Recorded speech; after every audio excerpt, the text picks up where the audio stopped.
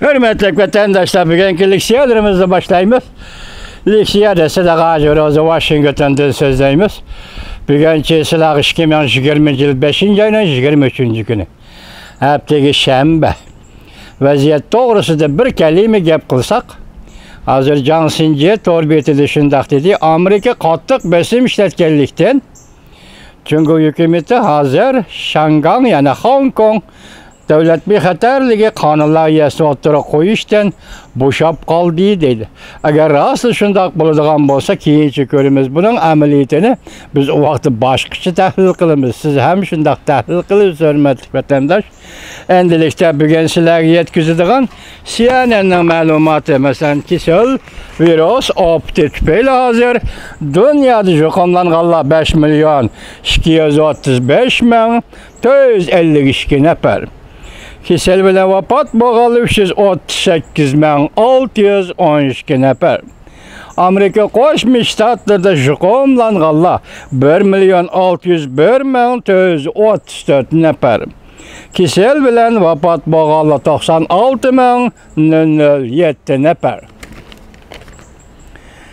2020 yıl 5. ayının 23. günü Şarkı vakti Washington attigan saat 8'de 50 minut ötkende. Endi resmi temiga ko'chimiz, hurmatli vatandoshlar.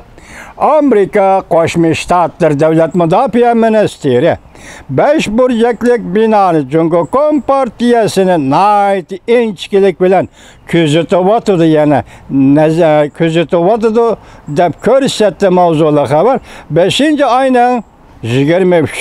günü Ümit Sadasi tor betida e'lon qilindi. Xabar bundoq boshlan. Wuhan virusining Amerikada yomrishiga agishib, Amerikada hokimiyat beshidagilardan tuvandagilargacha Jungo Kompartiyasining maydin uchoq tonib oldi. Amerika Jungo munosabati kun sayin jiddiylashishga boshladi.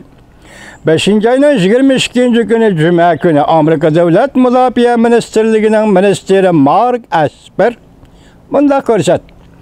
5 burchaklik bino dal hozir Jungo Kompartiyasining harbiy harakatlarini inchkilik bilan jiddiy kuzatib. Devlet Mudofaa Ministri Mark Esper Amerika mamlakatlik radio stansiya riyosatchisi Havitning ziyoratini qabul qilganda yuqorida ko'rsatdi. U navbatdagi dunyo to'g'risida to'xtalganda hozirgi davr cho'ng davlatlar elishadigan davr. Navbat Amerikaning eng zo'r raqobatchisi Jungo deb ko'rsatdi. Devlet Mudofaa Ministri Esper bundoq ko'rsatdi. Men navbatda duch kelgan xiras Jungo Kompartiyasining strategik siyosiy va asosliga Jungo Kompartiyasiga taqobil turishdir. Va bizning har vaqtdagidek Jungo Kompartiyasining qimirlishiga diqqat qilishimizdir. Albatta biz Jungo Kompartiyasi bilan qurolli urush qilishdan saqlanamiz, lekin o'xshashla biz Amerikaning qimmat qarashlarini qo'g'daymiz. Xalqaro prinsip va asoslarni, xalqaro tartibni qo'g'daymiz. Mark Esper bundoq ko'rsatdi. Amerika Qo'shma Shtatlari hukumati Amerika qadrlaydigan qimmat qarashlar va prinsiplarda mutlaq yo'l qo'ymaydi. O'tgan hafta Jungo boshqarayotgan bir parcha gazet Jungo Kompartiyasining bir nafar harbiy ishlar mutaxassisining so'zlarini naql keltirib bundoq ko'rsatdi. O mutaxassis tahdid silab bundoq dedi. Agar Tayvan amaldorlari Jungo Kompartiyasidan ayrilib mustaqil bo'lishga urinadi ekan, undaqda Jungo Kompartiyasining Tayvanga qaratgan harbiy manbiri shu hamon haqiqiy harbiy harakatga aylanadi. Bir nafar muxbir Jungo Kompartiyasining yuqoridagi tahdid xarakterli so'zlari to'g'risida savol qo'yib, bu urushni keltirib chiqardi deganlikmi? deb savol qo'ydi. Esper javob berib, bundoq ko'rsatdi.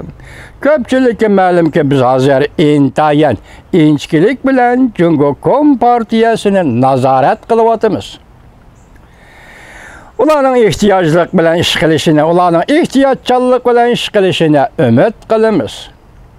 Biz Jungo Kompartiyasi tarafdan kelgan har qanday harbiy harakatga nihoyat jiddiy ravishda muomala qilamiz. Mark Esper, minister Mark Esper yana bunday ko'rsatdi. Men ishonamanki, biz qudratli armiyaga ega. Yani Amerika qudratli armiyaga ega. Biz bizning ittifoqdoshlarimizni va bizga do'st davlatlarni qo'g'daymiz. Bu deganlik, agar Jungo Tayvanga hujum qilsa, Amerika Tayvanni qo'g'daydi deganlikdir. 5-ayning 20-kuni Prezident Trump hukumati Amerika Qo'shma Shtatlarining Jungo strategik siyosati dokolatini e'lon qildi.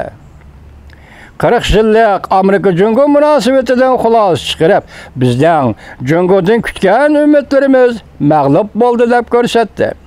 Bu dokolat umumyuzlik yangi so'g'oq munosabatlar urushining xitobnomasi deb qaraldi.